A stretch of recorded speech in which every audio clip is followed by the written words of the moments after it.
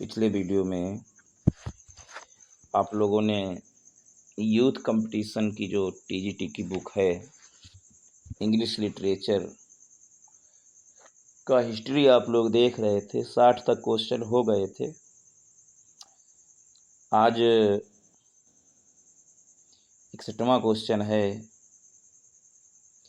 लिखा है the 18th century Gothic novel the old English baron was written. कह रहा है कि 18वीं शताब्दी के जो गॉथिक नॉवेल थे वो ओल्ड इंग्लिश बॉरेन ये किसके द्वारा लिखा गया। मतलब 18वीं शताब्दी का गॉथिक नॉवेल जिसका नाम है the old English baron, the old English baron BARON, ये किसके द्वारा लिखा गया।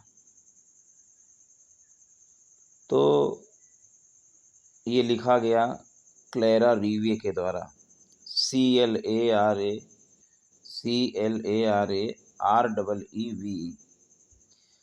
ओल्ड इंग्लिश बैरन ये अर्ली गॉथिक नॉवेल था जो अंग्रेजी लेखक क्लेरा रीवे के द्वारा लिखा गया। CLARE क्लेरा रीवे का जन्म 23 जनवरी 1729 को हुआ था और 3 दिसंबर 1807 में इनकी मृत्यु हुई। 23 जनवरी 1729 में हुआ और 3 दिसंबर 1807 को इनकी मृत्यु हुई।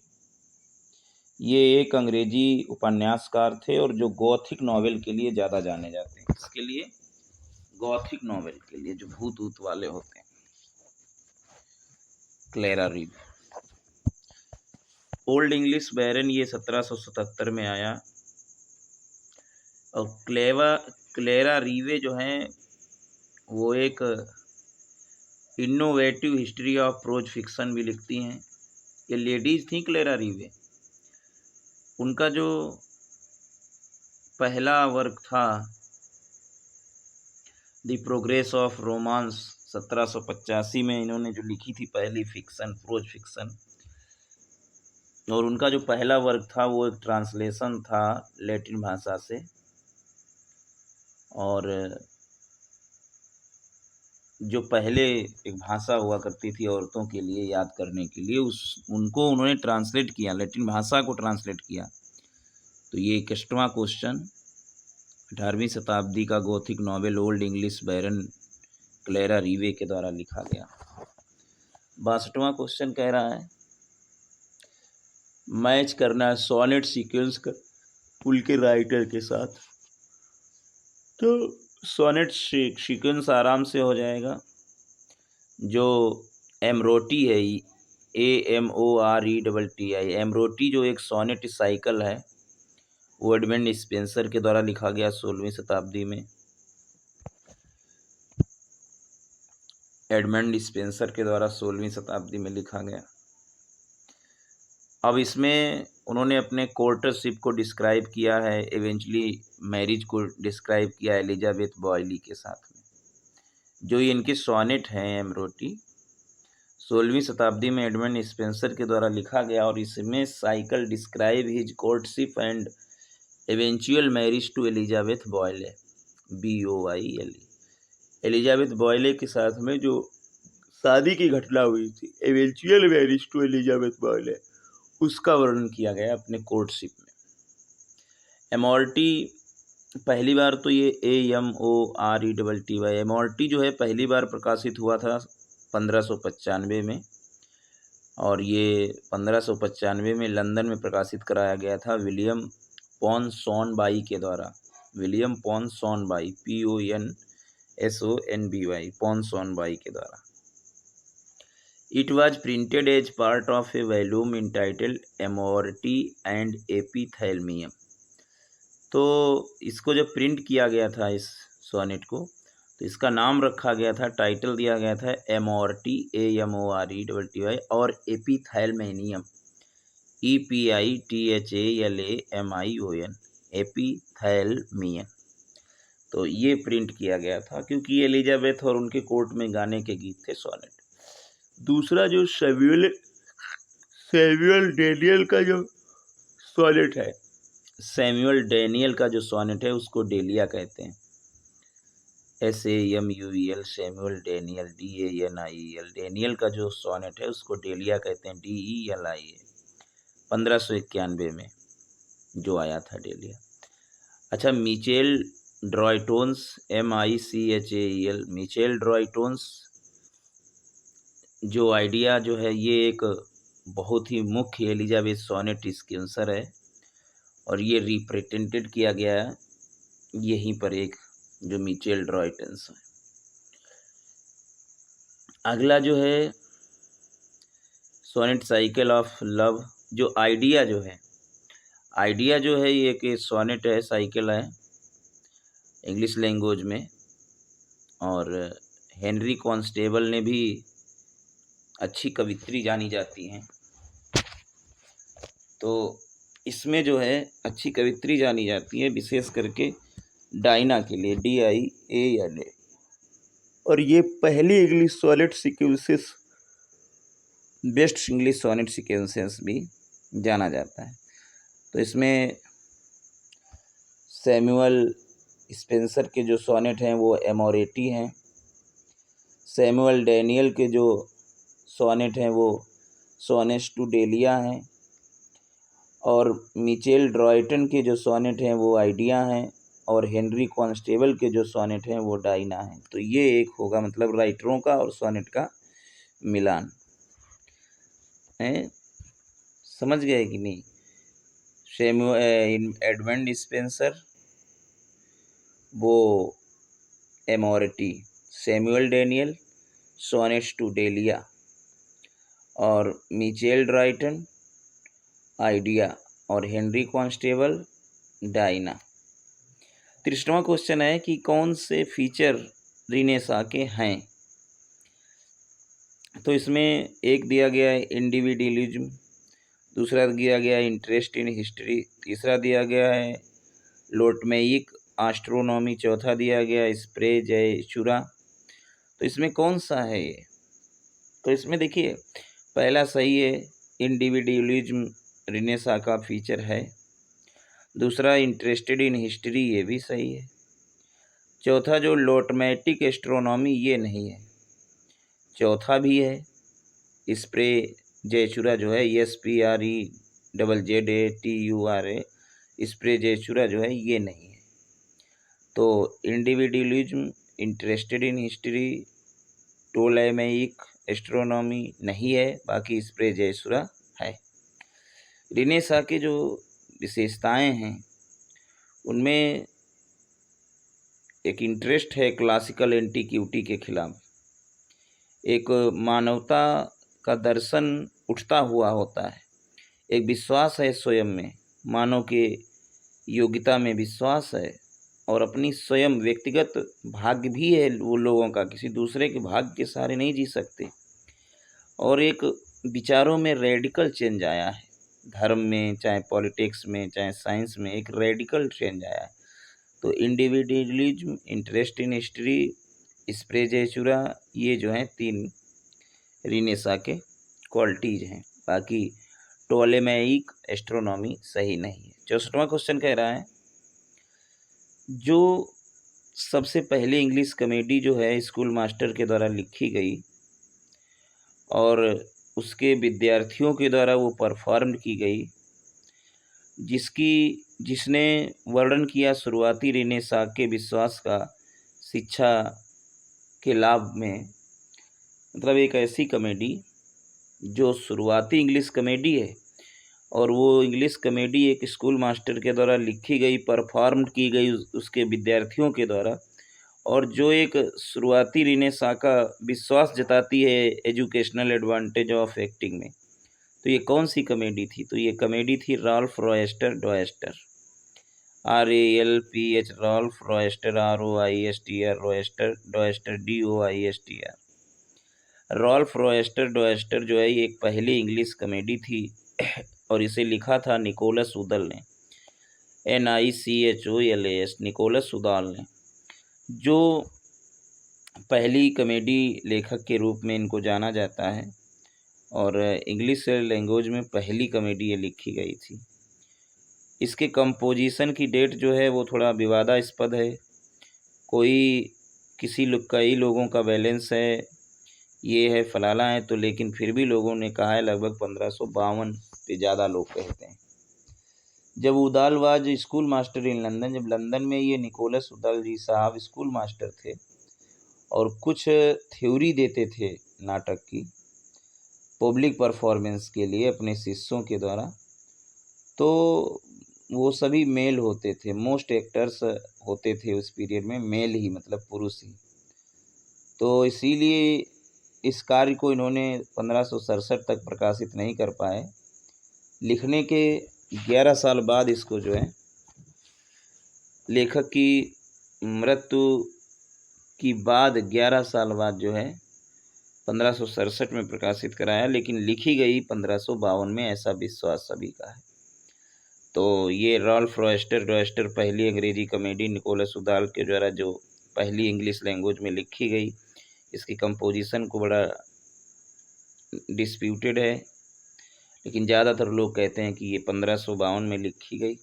लोगों का मानना है कि तब इसमें ज़्यादातर मेल ही लोग भाग लेते थे परफॉर्म करने के लिए, और लेखक की मृत्यु के बाद 1152 में लिखी गई और 1552 में लिखी गई, 1567 में प्रकाशित हुई 11 साल बाद लेखक की मृत्यु की।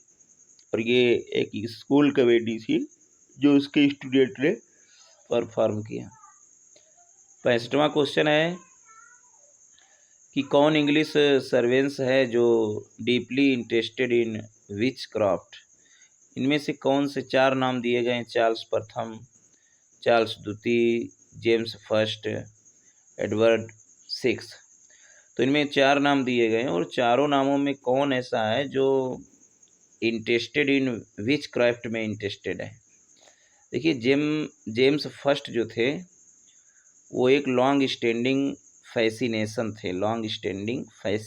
थे विच क्राफ्ट के साथ में, और वो स्वयं बहुत एक्सपर्ट थे इस सब्जेक्ट में, विच क्राफ्ट, चुड़ैलों उड़ैलों के बारे में।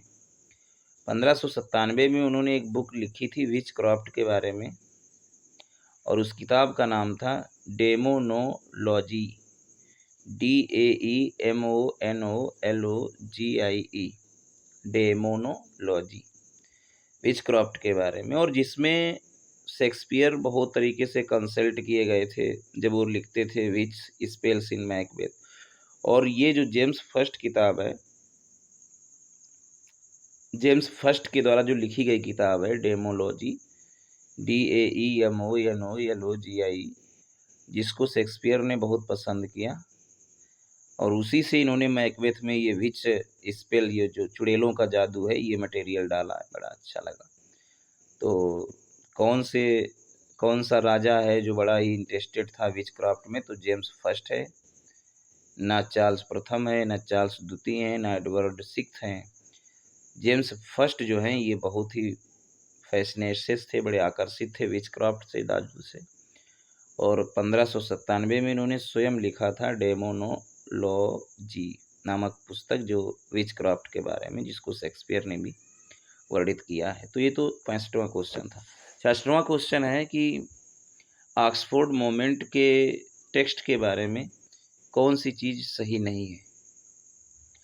देखिए, ऑक्सफोर्ड मूवमेंट 19वीं शताब्दी का मूवमेंट है जो ऑक्सफोर्ड विश्वविद्यालय पर मुख्य तौर पर चला, बाकी और जगह भी चला, लेकिन इसका जो सेंटर था वो ऑक्सफोर्ड विश्वविद्यालय था। और जो कैथोलिक को नया करना चाहता था, कैथोलिक में कुछ नया ढूंढ रहा था, कैथोलिक या रोमन कैथोलिक विचारों में कुछ नया ढूंढ रहा था, और इंग्लैंड में चर्च के अंदर कुछ प्रैक्टिस करना चाह रहा था, विरोध में, जो पुरानी प्रथाएं थी उनके विरोध में। और किसको अपोजिशन करता था? Protestant tendencies of the church, church के जो प्रोटेस्टेंट टेंडेंसीज थी उनके विरोध में ये ऑक्सफोर्ड मूवमेंट था। तो इसके सदस्य थे इस मूवमेंट के जॉन हेनरी न्यूमैन थे, जीरेड मैनली हॉपकिंस भी थे, ऑक्सफोर्ड मूवमेंट के जो 19वीं शताब्दी में चला। इसके मेंबर्स थे जॉन हेनरी न्यूमैन जी थे, जीरैर्ड थे GERARD, Manley MANLEY, Gerard Manley Hopkins भी थे, जॉन केबल भी थे KEBLE, चौथा एडवर्ड प्यूजे PUSEY, प्यूजे भी थे, John Henry Newman, Gerard Manley Hopkins, John Keble, चौथा एडवर्ड प्यूजे। तो ये सब इसके मोमेंट के थे। अब क्वेश्चन कह रहा है इसमें कौन सा टेक्स्ट जो है ऑक्सफोर्ड मोमेंट का करेक्टली मैच नहीं करता। तो जॉन हेनरी न्यूमैन, इन्होंने लॉस और गेन लिखा तो ये सही है, मैच कर रहा है, जॉन हेनरी न्यूमैन।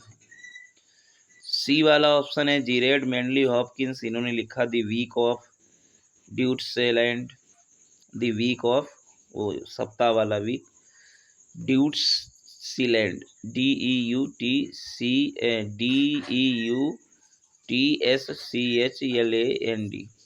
तो ये लिखा geared mainly Hopkins.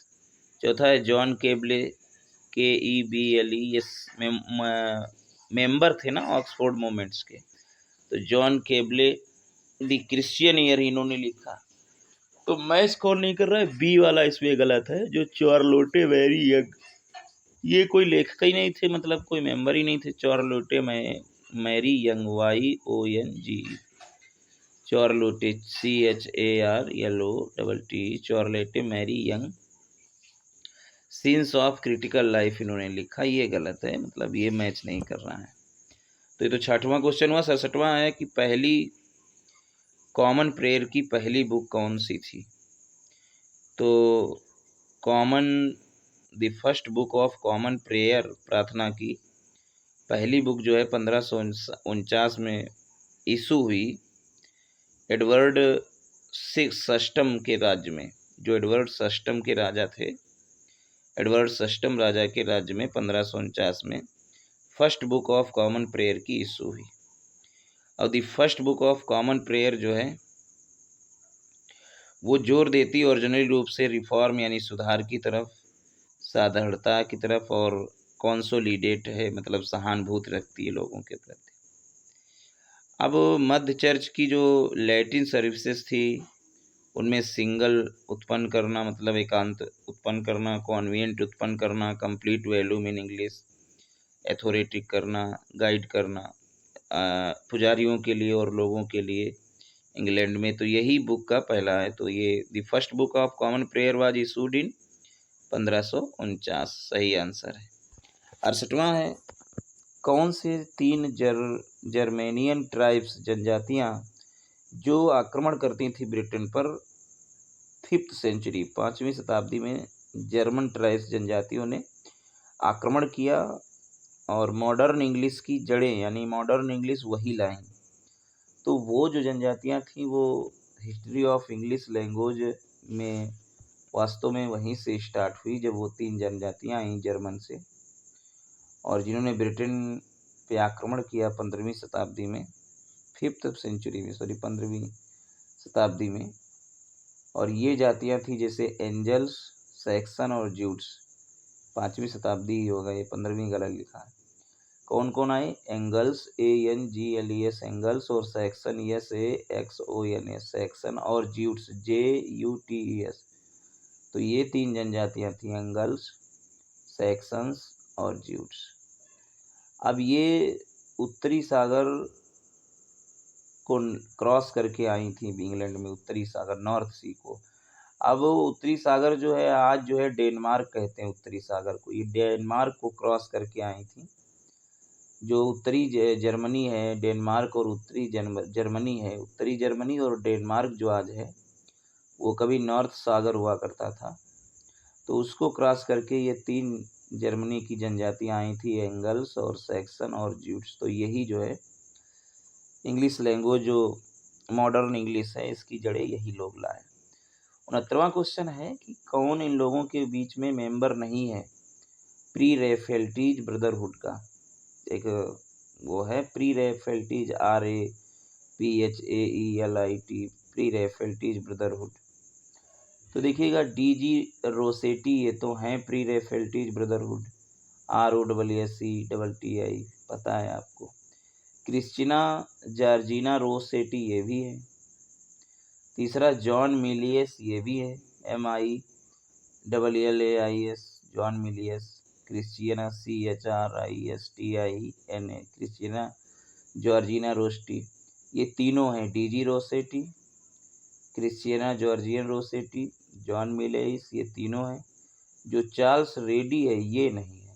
Charles ready ये एक उपन्यासकार हैं, नाटककार हैं, और ये सबसे अच्छी इनकी जो बुक है Cloister and Hearth, HEARTH, Cloister and Hearth के लिए जाने जाते हैं।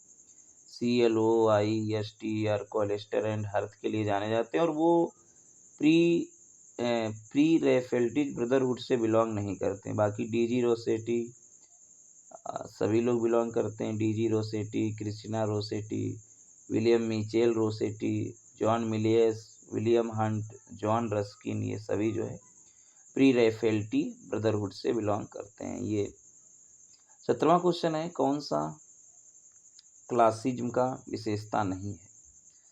तो देखिए इसकी कविता अधिक ब्रेड है हीड में, हेड की बजाय इन दी हार्ट।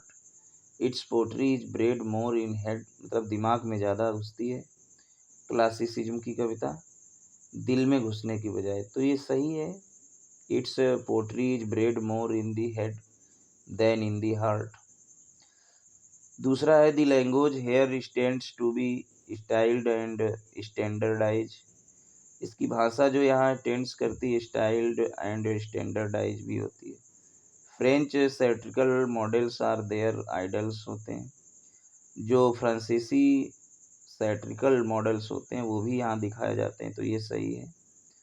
इसका सही नहीं है, the vocabulary used in colloquial and technical. शब्दकोश को प्रयोग किया जाता है कोलोक्यूल की तरह और टेक्निकल की तरह, तो ये सही नहीं है। बाकी क्लासिज्म में पोट्री जो है bred more in the head than in the heart होता है, सही है। दूसरा वाला है, the language here tends to be stilted and standardize, ये भी सही है। तीसरा है, French satirical models are their idols, ये भी सही है। लेकिन the vocabulary used is colloquial and technical, ये गलत है। 71वां क्वेश्चन है, reformation was predominantly a moment in. Reformation जो है प्रीडोमिनेंटली ए मोमेंट इन, तो क्या है इसमें मतलब मुख्य तौर पर जो है एक रिफॉर्मेशन धर्म किसका, मतलब रिफॉर्मेशन जो है प्रीडोमिनेटली प्रारंभिक तौर पर किसको प्रीडोमिनेटली करता था आंदोलन, तो ये ना पॉलिटिक्स को ज़्यादा, ना लिटरेचर को, ना एजुकेशन को, ये रिलीजन को, धर्म पर ही ज़्यादा प्रीडोमिनेटली, मुख्य तौर पर ये धार्मिक आंदोलन था। Reformation was predominantly a movement in religion. Reformation अक्सर कहा जाता है प्रोटेस्टेंट रिफॉर्मेशन, मतलब प्रोटेस्टेंट जो कैथोलिक नहीं थे, दूसरी जो थे प्रोटेस्टेंट, वो रिफॉर्मेशन था। और ये एक धार्मिक क्रांति थी जो पश्चिमी चर्च में इस हो रही थी 16वीं शताब्दी में। इसके निसंदेह एक कई महान लीडर हैं, जैसे मार्टिन लूथर हैं, जॉन कैल्विन, ये महान, निसंदेह ये महान लेखक हैं इसके, मार्टिन लूथर और जॉन कैल्विन। अच्छा, रीचिंग पॉलिटिकल, ये थोड़ा दूर थे पॉलिटिकल से, इकोनॉमिक से और सोशल इफेक्ट से। Reformation became the basis for the founding of Protestantism. ये रिफॉर्मेशन जो है बेस आधार बन गया था प्रोटेस्टेंटिज्म के लिए, और जो मुख्य क्रिश्चियनिटी की मुख्य 3 ब्रांचें थीं उनके आधार बनाने के लिए। तो reformation was predominantly a moment in religion. 72वां क्वेश्चन है कि कौन इनके बीच में रोमांटिक एज का प्रीक्यूरर्स कहा जाता है? PRECURSORS, रोमांटिक एज का प्रीक्यूरर्स किसको कहा जाता है? तो वो कहा जाता है ग्रे एंड कॉलिंस को। किसको? Grey, GRAY, grey and Collins को। देखिए, जो रोमांटिसिज्म के प्रीकरर्स का जो ग्रुप था, उनमें जेम्स थॉमस आते हैं, थॉमस यंग आते हैं, जॉर्ज क्रेवे आते हैं, ओलिवर गोल्डस्मिथ आते हैं, विलियम कॉलिंस आते हैं, थॉमस ग्रे आते हैं, विलियम कॉपर आते हैं, रॉबर्ट बर्न्स आते हैं और विलियम ब्लैक आते हैं।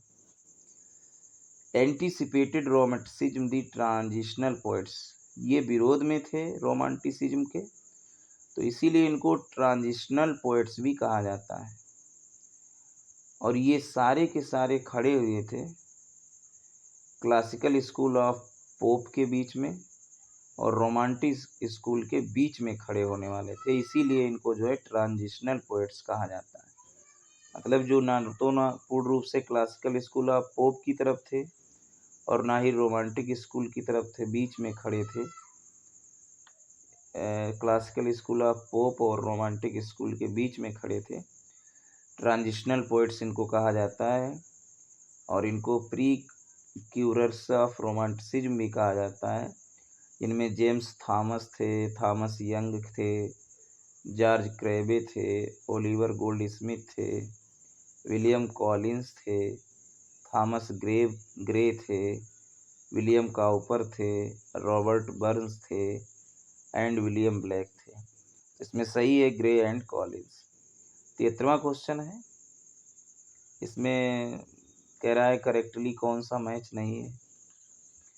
तो पहला मैच है मेटाफिजिकल पोएट रिचार्ड क्रैसा, तो ये सही मैच है। मेटाफिजिकल पोएट जो है ये रिचार्ड क्रैसा सही है। मेटाफिजिकल पोएट्री के जो एसोसिएटेड जो थे वो जॉन डन थे, हेनरी वॉगहम थे, एंड्रयू मार्वेल थे, जॉन क्लीवलैंड थे, अब्राहम काउले थे, जॉर्ज हर्वर्ड थे और रिचार्ड क्रैसा, तो ये सही है क्रैसी मेटाफिजिकल पोएट्री के। अगला है reformation. Reformation Martin Luther match कर रहा है, तो ये भी सही है, ये गलत नहीं है। मार्टिन लूथर जो है रिफॉर्मेशन के नेता थे। तीसरा है प्री रैफेल्टी मोमेंट, डीजी रोसेटी कह रहा है, तो ये भी सही है। ये तीनों सही हैं। प्री रैफेल्टीज मोमेंट अभी हमने बताया, दांते गैब्रियल रोसेटी, डीजी नहीं बोलते हैं, DG Dante Gabriel Rossetti, William Holman Hunt, John Everett Millais, William Michael Rossetti, Christina Georgiana Rossetti, ये सब थे प्री रैफेल्टी मोमेंट में। चौथा जो दिया गया है क्लासिज्म वाल्टर डी ला मोरे, ये गलत है। वाल्टर डी ला मरे जो हैं, इनका जन्म 25 अप्रैल 1873 में लंदन में हुआ था और ये एक आधुनिक साहित्यकार हैं। रोमांटिक इमेजिज्म के मतलब रोमांटिक काल्पनिक आधुनिक साहित्यकार हैं, ये क्लासिसिज्म के नहीं है, यही गलत है। बाकी सब सही है। मेटाफिजिकल पोएट्री रिचार्ड क्रैसा सही है क्योंकि John Donne, Henry Vaughan, Andrew Marvell, John Cleveland, Abraham Cowley और जॉर्ज हर्वर्ड से होते हुए रिचार्ड क्रैसी तक आए। रिफॉर्मेशन मार्टिन लूथर, ये भी सही है। मार्टिन लूथर और जॉन कैल्विन ये मुख्य नेता थे रिफॉर्मेशन के। Pre Raphaelites moment DG Rossetti दिया गया, सही है। Dante Gabriel Rossetti, William Holman Hunt, John Everett Millais, William Michael Rossetti, Christina Georgina Rossetti, ये सभी। 74वां है question, which of the following age witnessed epic form of poetry at its peak. मतलब इनमें से कौन सा गवाह है एपिक फॉर्म पोएट्री का अपने पीक पर, इसके पीक पर था। मतलब कौन से युग में जो है एपिक जो है वो अपने सबसे उत्तम, तो क्लासिकल एज में जो है एपिक जो था अपने पीक पर था, मतलब सबसे ज़्यादा लिखे जा रहे थे। Neo classical as, renaissance period, modern age, इनमें नहीं, क्लासिकल एज। देखिए क्लासिकल एज गवाह है epic form of poetry at its peak. English literature के इतिहास में जो 1700 से 1745 का स्पेन है, टाइम स्पेन है, उसको क्लासिकल एज कहा जाता है, 1700 से 1745 तक। क्योंकि इस पीरियड में जो राइटर लोग होते थे वो क्लासिक्स ऑफ इंग्लिश लिटरेचर, अंग्रेजी साहित्य में वैदिक चीज़ों की लिखने की मांग करते थे। तो ये एक पीक स्टेज था एपिक के लिए। 75वां क्वेश्चन है, नाटकों के किस प्रकार को ड्रामाटाइज किया गया? एक व्यक्ति के जीवन में एलिगोरीज की तरफ उनको टेम्पटेशन किया गया, सीनिंग किया गया, और एज क्यूस्ट फॉर सेल्वेशन। मतलब किस प्रकार के नाटकों में ये चीज़ें दिखाई गई? मतलब व्यक्ति के जीवन को दिखाया गया एलिगोरीज की तरह, लालच दिखाया गया, पाप दिखाया गया, और उनकी भूख दिखाई गई मोक्ष के लिए। तो वो जो नाटक होते थे वो होते थे मॉरलिटी प्लेज। मॉरलिटी प्लेज जो होते थे उनमें व्यक्ति के जीवन के लिए, व्यक्ति के जीवन का एलिगोरीज दिखाया जाता था। और इस प्रकार के जो ड्रामा होते थे वो यूरोप में बड़े प्रसिद्ध थे, और ख़ास करके 15वीं और 16वीं शताब्दी में बड़े फेमस थे इस प्रकार के ड्रामा। और इस प्रकार के ड्रामा की विशेषता होती थी, मोरल क्वालिटी ज़्यादा दिखाते थे। दान, पुण्य, पाप, मृत्यु, युवा, ये जो मोरल लेसन होते थे ये पढ़ाए जाते थे नाटकों में। 76वां क्वेश्चन है कि कौन सा लिटरेरी पीरियड जो है बहुत ही prolific novelist Charles Dickens belong करते हैं? बहुत ही फेमस उपन्यासकार चार्ल्स डिकेंस जो है उस लिटरेरी पीरियड से बिलोंग करते हैं। देखिए, जो चार्ल्स डिकेंस थे उनका जन्म 7 फरवरी 1812 को हुआ था, और 9 जून 1870 को उनकी मृत्यु हो गई। 1812 में जन्मे, 7 फरवरी, और 9 जून 1870 में मर गए। ये एक विक्टोरियन इंग्लिश नॉवलिस्ट थे, सोशल क्रिटिक थे। उन्होंने संसार के बहुत फेमस फिक्शनल कैरेक्टर दिए, और विक्टोरियन एरा का सबसे महान उपन्यासकार इनको माना जाता है। तो ये किस एरा के थे? विक्टोरियन पीरियड के। 77वां क्वेश्चन है कि each of the questions carries 1 mark. अब इसमें क्या कह रहा है? ईच जो है, जैसे एक लाइन दी गई है, each of the questions carries 1 mark. तो ईच ऑफ द क्वेश्चंस में ईच क्या है? तो प्रोनाउन है, ये डिस्ट्रीब्यूटिव प्रोनाउन है।